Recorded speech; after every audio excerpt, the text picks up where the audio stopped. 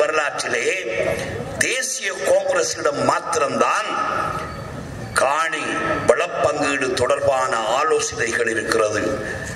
நாங்கள் அதனை பல இடங்களிலே முன்மொழிந்திருக்கிறோம்.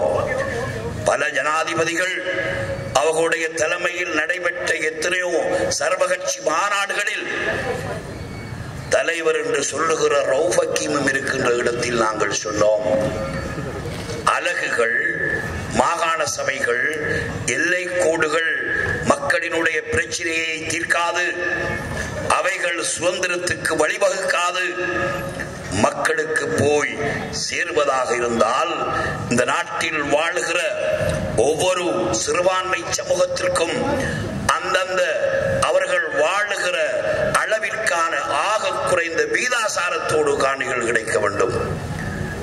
உத்தியோகம் எங்களுக்கு கிடைப்பதில்லை வீதாசாரத்தில், ஆக குறைந்தது அந்த காணிகள் எங்களுக்கு கிடைக்குமாக இருந்தால் தீர்வு எங்களுக்கு ஒன்றும் தேவையில்லை.